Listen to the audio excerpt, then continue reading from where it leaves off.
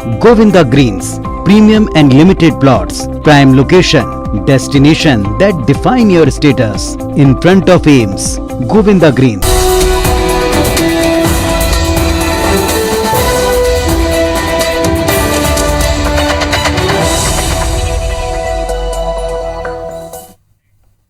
नमस्कार, मैं हूं आकांक्षा और आप देख रहे हैं आईबीसी 24 खबर 10 बजे में आप सभी का स्वागत है।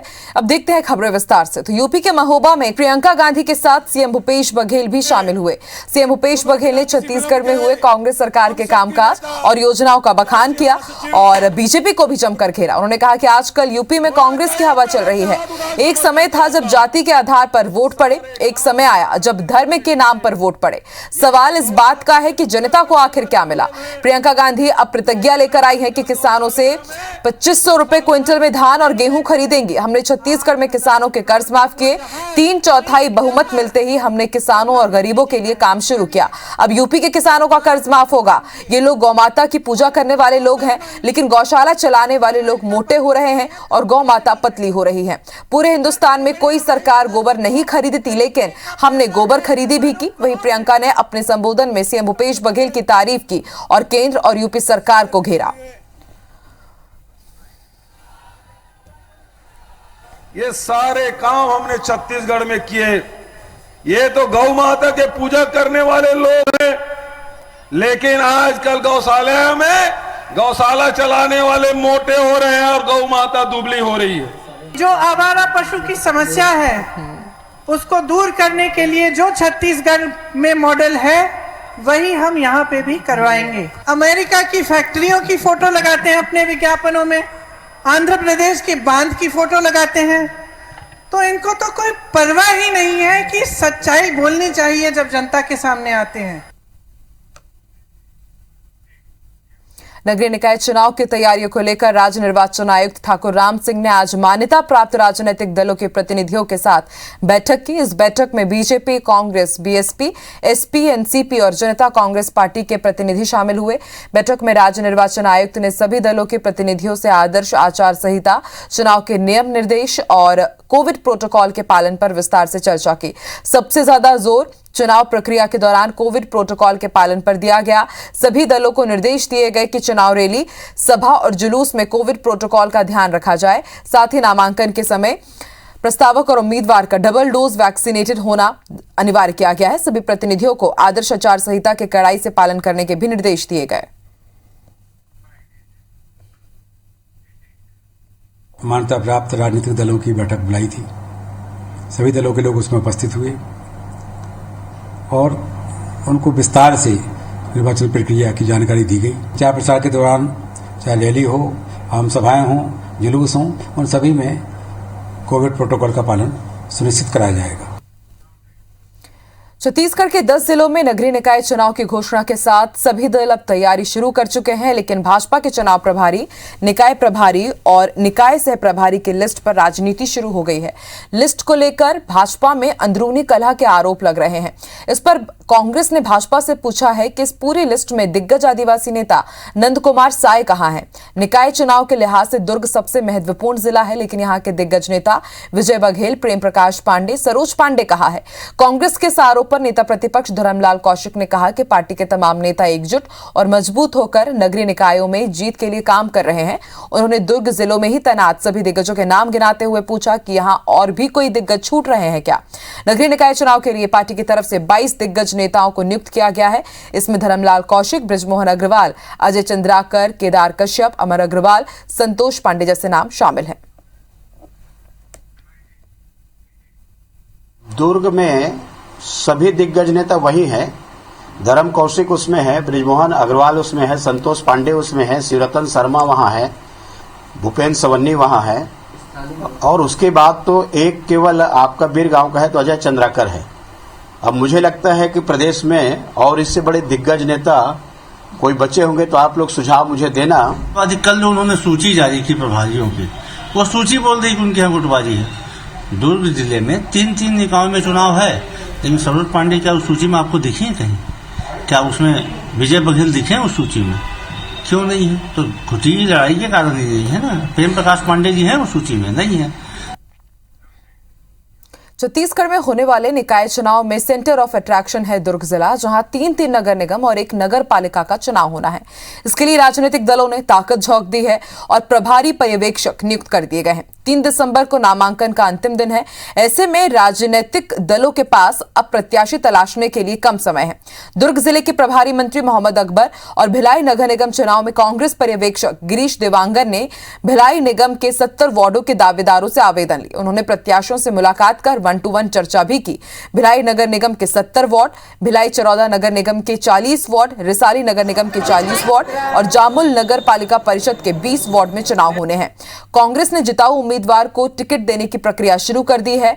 हर वार्ड के पीछे 5-5 उम्मीदवारों के नामों का पैनल बनाया गया है, जिसमें प्रदेश कांग्रेस कमेटी और स्थानीय नेताओं से बातचीत करने के बाद ही उम्मीदवारों को टिकट दी जाएगी। मंत्री अकबर ने यह भी कहा है कि संगठन ही प्रत्याशियों की अंतिम लिस्ट तैयार करेगा।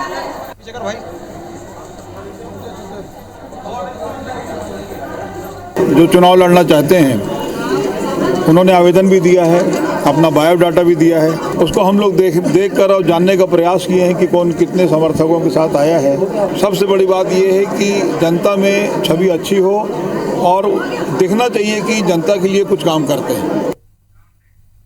अब मध्य प्रदेश की कुछ खबरों की बात करते हैं। खंडवा में सीएम शिवराज सिंह चौहान जननायक टंट्या भील की क्रांति सूर्य गौरव कलश यात्रा में शामिल हुए और इस दौरान वो कांग्रेस पर जमकर बरसे। सीएम ने सभा को संबोधित करते हुए कहा कि कांग्रेस ने सिर्फ कुछ लोगों को आजादी का श्रेय दिया। बिरसा मुंडा, टंट्या मामा, रघुनाथ शाह जैसे कई जननायक छोड़ दिए जिन्होंने आजादी की लड़ाई में अहम योगदान दिया। सीएम ने कहा कि कांग्रेस सरकार ने एक जनजातीय विश्वविद्यालय बनाया, उसका नाम भी इंदिरा गांधी के नाम पर रख दिया। बता दें कि मुख्यमंत्री का इशारा अमरकंटक में बने इंदिरा गांधी राष्ट्रीय जनजातीय विश्वविद्यालय की तरफ था।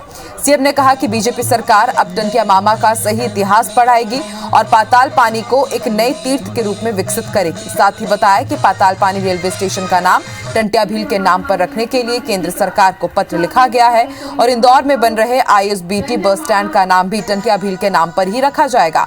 इतना ही नहीं, गौरव यात्रा में किसी भी नेता का स्वागत नहीं होगा, सिर्फ कलश पर फूल चढ़ेंगे और टंट्या मामा के वंशजों का ही स्वागत किया जाएगा। ये कहते हुए तकलीफ होती है कि आजादी के बाद ऐसे क्रांति वीरों का जो सम्मान होना चाहिए था वो सम्मान नहीं किया गया।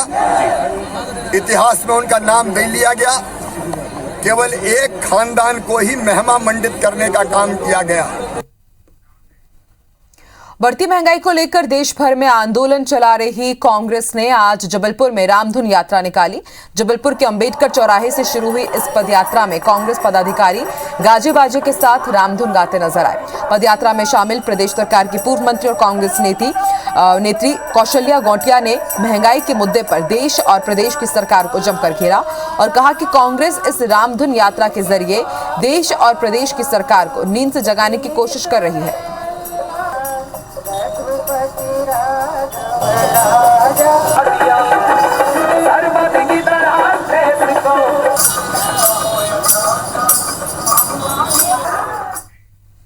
राजगढ़ जिला चिकित्सालय में सिटी स्कैन मशीन के उद्घाटन के दौरान काफी गहमागहमी देखने को मिली। दरअसल मध्य प्रदेश के स्वास्थ्य मंत्री प्रभुराम चौधरी इस कार्यक्रम में शामिल होने के लिए पहुंचे थे, लेकिन इस दौरान मंच में जगह न देने पर राजगढ़ जिला पंचायत अध्यक्ष गायत्री देवी गुर्जर, नगर पालिका अध्यक्ष शैलेंद्र गुप्ता नाराज हो गए। इसी तरह कुछ दूसरे जनप्रतिनिधि भी मंच में न बुलाए जाने पर नाराज हो गए। बात इतनी बिगड़ गई कि उन्होंने सबके सामने ही प्रशासन और जिला चिकित्सालय की खामियां बताने लगे। मौके की नजाकत को भांपते हुए मंत्री जी ने खुद हाथ जोड़कर जिला पंचायत अध्यक्ष और नगर पालिका अध्यक्ष को मंच पर बुलाया। हालांकि बाद में जब स्वास्थ्य मंत्री से इस मामले पर बात करने की कोशिश की गई तो वो कैमरे से बचते हुए नजर आए। माननीय स्वास्थ्य मंत्री जी हमारे बीच गुजर जी से मेरा अनुरोध है कि भिलाई के खमरिया सरकारी स्कूल में आत्मानंद इंग्लिश मीडियम और हिंदी मीडियम के बच्चे आपस में भिड़ गए। कुछ बच्चों ने बाहर से अज्ञात लोगों को बुलाकर मारपीट की घटना को अंजाम दिया। इस घटना में स्कूल के एक शिक्षक समेत 6 बच्चों को चोट आई है, जिस पर पुलिस ने अपराध दर्ज कर आरोपी छात्रों की तलाश शुरू कर दी है। जुनवानी के स्वामी आत्मानंद शासकीय स्कूल और शासकीय हिंदी मीडियम स्कूल के बच्चों में पुरानी रंजिश को लेकर बीते दिनों मारपीट के मामले को स्कूल प्रबंधन ने शांत करा दिया था, लेकिन स्वामी आत्मानंद स्कूल में आर्यनगर और कृष्णनगर के बच्चों ने हिंदी मीडियम स्कूल के बच्चों पर स्कूल में घुसकर हमला कर दिया। साथ ही स्कूल की महिला शिक्षक के साथ भी मारपीट की गई। शासकीय हिंदी मीडियम स्कूल खमरिया में 20 से ज्यादा नकाबपोश लड़के अचानक स्कूल में पहुंचे और घुसकर उन्होंने बच्चों और शिक्षकों के साथ मारपीट की और तोड़फोड़ भी की। इसके बाद वो बाइक से फरार हो गए। मेरे बेटे को 17 तारीख को मार पड़ा था। मैं 19 तारीख को गई थी पुलिस चौकी, तो पुलिस वाला बोलता है कि आप मिठाई खिलाओ और मिठाई नहीं है तो आप पैसा दो और पैसा भी नहीं है तो मेरे साथ घूमने चलो करके। सुपेला फरीदनगर से 20-25 लड़कों को लेके 11th क्लास में टीचरों के सामने मारपीट की गई, तोड़फोड़ किया गया। आरोपी पकड़े गए कैसे? आरोपी के बारे में पुलिस प्रशासन के माध्यम से ये जानकारी मिली है कि वो आज जांच करने के लिए यहाँ पे उपस्थित हुए हैं। प्रिंसिपल महोदय चौकी जाके एक आवेदन दिए थे कि कुछ बाहरी या सामाजिक तत्वों द्वारा क्लास में घुसकर मारपीट तोड़फोड़ किए गए बच्चों के साथ। उस संबंध में जांच में आया हूँ। जांच विधिवत किया जा रहा है। अगली खबर कांकेर से, जहां के चरामा के सरकारी मॉडल इंग्लिश स्कूल में टीचर के शराब पीकर स्कूल आने का मामला अब तूल पकड़ रहा है, जिसके बाद एबीवीपी कार्यकर्ताओं ने स्कूल के सामने प्रदर्शन करते हुए कार्रवाई की मांग की है, जिसके बाद कलेक्टर चंदन कुमार ने शिक्षक को निलंबित कर दिया है। मामला शुक्रवार का है, जहां स्कूल समिति और पेरेंट्स की बैठक थी, जिसमें टीचर पंकज कुमार उइके शराब के नशे में धुत थे और कुर्सी में बेसुध मिले। इसके बाद नाराज समिति के सदस्यों ने इसकी शिकायत बीईओ से की और एबीवीपी कार्यकर्ताओं ने स्कूल के सामने प्रदर्शन भी किया, जिसके बाद कलेक्टर ने कार्रवाई करते हुए शिक्षक को निलंबित कर दिया। मैं प्रतिवेदन माननीय कलेक्टर साहब के पास प्रस्तुत करूंगा और निश्चित ही ऐसे अनुशासनहीनता करने वाले शिक्षक के विरुद्ध अनुशासनात्मक कार्रवाई की जाएगी। अगली खबर बलरामपुर से, जहां के रामानुजगंज शासकीय लरंगसाई महाविद्यालय के प्राचार्य को निलंबित कर दिया गया है। दरअसल प्राचार्य के खिलाफ स्टूडेंट्स पिछले 1 महीने से आंदोलन कर रहे थे। स्टूडेंट्स का आरोप है कि प्राचार्य आरबी सोनवानी अभद्र व्यवहार करते हैं, साथ ही प्रताड़ित भी करते हैं। प्राचार्य का छात्राओं के साथ डांस का वीडियो भी सोशल मीडिया पर वायरल हुआ था। उसके बाद उनके निलंबन की मांग लगातार उठ रही थी और छात्र आंदोलन कर रहे थे, जिसे देखते हुए उच्च शिक्षा विभाग ने कार्रवाई करते हुए प्राचार्य को निलंबित कर दिया।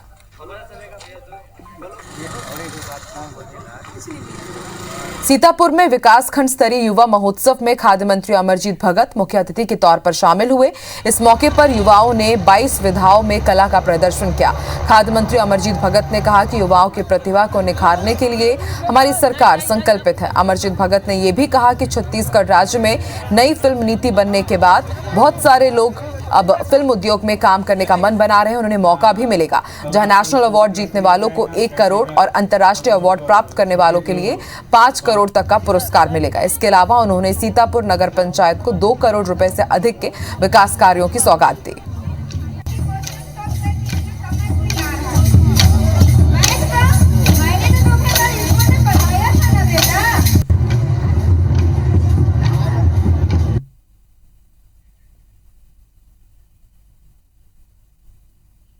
फिल्म नीति और यहाँ के खेल नीति, यहाँ का युवा नीति आपको आगे बढ़ने के लिए, आसमान जोड़ने के लिए अवसर प्रदान कर रहा है। भूपेश बघेल जी और उनकी पूरी सरकार आपके साथ खड़ी है। आप लोगों को अवसर प्रदान किया जाएगा और जो अच्छे टैलेंट है ऊपर जाएगा। जबलपुर हाईकोर्ट ने याचिकाकर्ता पर एफआईआर दर्ज करने के कलेक्टर के आदेश पर रोक लगा दी है। दरअसल हाईकोर्ट ने कहा है कि कलेक्टर खुद ही जांच अधिकारी और दंड अधिकारी नहीं हो सकते। हाईकोर्ट ने इस टिप्पणी के साथ सिंगरौली कलेक्टर के उस आदेश पर रोक लगा दी है, जिसमें तहसीलदार को एफआईआर दर्ज करने का निर्देश कलेक्टर ने दिए थे। हाईकोर्ट ने सिंगरौली कलेक्टर के खिलाफ नोटिस जारी कर जवाब भी मांगा है। बता दें कि हाईकोर्ट में ये याचिका सिंगरौली के कृष्ण कुमार द्विवेदी ने दायर की थी, जिसमें कहा गया था कि खसरा रिकॉर्ड में उनकी निजी जमीन अचानक सरकारी भूमि के रूप में दिखने लगी थी। याचिकाकर्ता ने खसरा रिकॉर्ड सुधारने के लिए कलेक्टर को आवेदन दिया था, लेकिन कलेक्टर ने खुद ही जांच अधिकारी बनकर याचिकाकर्ता को सुनवाई का मौका ही नहीं दिया और तहसीलदार को उसके खिलाफ एफआईआर करने के निर्देश दे दिए। केस में अब अगली सुनवाई 5 जनवरी को होगी। ये देखते हैं अब तक की बिग न्यूज। रूस के राष्ट्रपति व्लादिमीर पुतिन 6 दिसंबर को भारत आएंगे। इस दौरान दोनों देशों के बीच 21वीं सालाना बैठक भी होगी। भारत और रूस के बीच 2+2 बातचीत की भी तारीखों का ऐलान हो गया है। रूस के एम्बेसी ने इसकी पुष्टि कर दी है।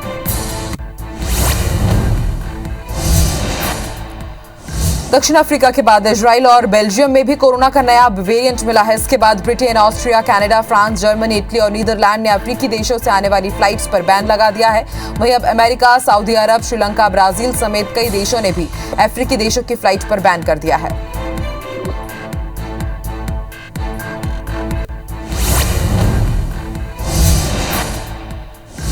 बेंगलुरु से पटना जा रही गो एयर की एक फ्लाइट को तकनीकी समस्या आने की वजह से इमरजेंसी लैंडिंग करानी पड़ी। विमान को नागपुर में पायलट ने सुरक्षित लैंड कर दिया। इस विमान में क्रू मेंबर समेत 139 यात्री सवार थे, सभी सुरक्षित हैं।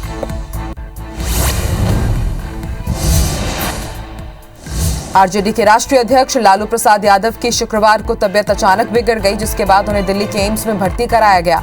जानकारी के मुताबिक बुखार और कमजोरी की शिकायत के बाद उन्हें हॉस्पिटल में भर्ती कराया गया।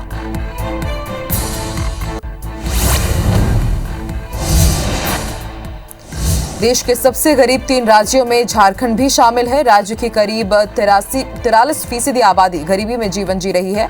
वहीं बिहार इस मामले में झारखंड से भी नीचे चल रहा है। हाल ही में नीति आयोग ने गरीबी सूचकांक जारी किया। इसके मुताबिक यूपी, बिहार और झारखंड देश के टॉप 3 गरीब राज्य हैं।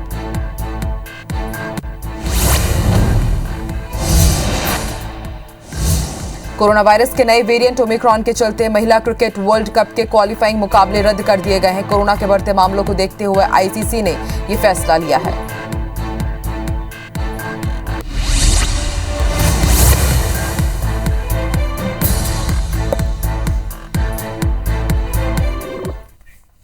बिग न्यूज के बाद आइए देखते हैं कुछ दूसरी खबरें। रायगढ़ नगर निगम शहर से निकलने वाले कचरे के निपटान को लेकर गंभीर नजर नहीं आ रहा है। हैरानी की बात यह है कि एनजीटी के निर्देश के 2 साल बाद भी कचरा डंप करने के लिए बनाए गए ट्रेचिंग ग्राउंड को दूसरी जगह शिफ्ट नहीं किया गया। इसे लेकर पर्यावरण संरक्षण विभाग ने निगम को नोटिस जारी किया है, जिसमें 15 दिन के अंदर जवाब नहीं दिए जाने पर 1 लाख रुपए प्रति माह की दर से 20 महीने तक पेनल्टी का अल्टीमेटम दिया गया है। नोटिस मिलने के बाद निगम ने जल्द से जल्द कचरे को डिस्पोज करने की व्यवस्था का दावा किया है। कोरोना काल के डिस्पोजल वहाँ पर जाएंगे, इससे बीमारी फैलने का खतरा है। वो भी एक कहीं ना कहीं अब बंद खाते में जाते दिख रहा है। कुल मिला के निगम न कोई की पॉलिसी बन पा रही है, न इस विषय पर वो गंभीर है। पब्लिक हो चुका है और पब्लिक होने के बाद उसे एक प्रक्रिया रहता है। जब तक पर्यावरण स्वीकृति नहीं मिलेगी तब तक वो कार्य शुरू नहीं कर सकता। तो पर्यावरण स्वीकृति मिलेगी, उसके बाद ही उसका कार्य प्रारंभ हो पाएगा। समय में समस्या दूर हो जाएगी हमारी वजह से कि बहुत ही कोशिश कर रहे हैं कि हम इंदौर से जैसे या अंबिकापुर जैसे बनाना चाहते हैं। अंबिकापुर नगर निगम की पहचान अब आत्मनिर्भर नगर निगम के रूप में हो रही है, क्योंकि यहां कचरे से कमाई कर स्वच्छता दीदियों का खर्च वहन करने की अनोखी मिसाल पेश की जा रही है। दरअसल 6 साल पहले जब डोर टू डोर कचरा कलेक्शन की शुरुआत हुई थी, जिसे अब हर महीने नगर निगम को 20 से 22 लाख रुपए की आमदनी हो रही है, जिससे निगम स्वच्छता दीदियों के वेतन के लिए आत्मनिर्भर होता जा रहा है। स्वच्छता दीदियों का भी कहना है कि इससे उन्हें आर्थिक सहायता मिली है। एक भी बोतल बाहर ना जाए, एक भी कचरा बाहर ना जाए, एक भी कचरा नाली में ना जाए, और ऐसे करके हम लोग कलेक्शन कंप्लीट करेंगे और देने वाले वेस्ट देने वाले भी देंगे और हम लोग लेने वाले लेंगे और कंप्लीट दोनों से मिलान हो जाएगा, तो फिर वो हम लोग का आय बढ़ जाएगी। पहले हम लोग को 2000 मिलता था, फिर धीरे धीरे कचरा कलेक्शन भी बढ़ा, फिर पैसा भी बढ़ा और घर भी बढ़ा।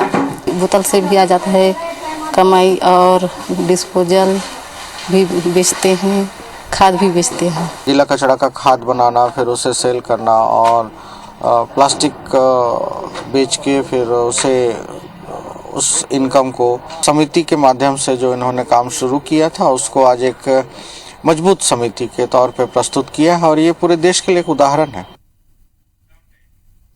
नया रायपुर में डॉक्टर श्यामा प्रसाद मुखर्जी अंतर्राष्ट्रीय सूचना प्रौद्योगिकी संस्थान का दूसरा दीक्षांत समारोह का आयोजन हुआ, जिसमें राज्यपाल अनुसुईया उइके और उच्च शिक्षा मंत्री उमेश पटेल मौजूद रहे।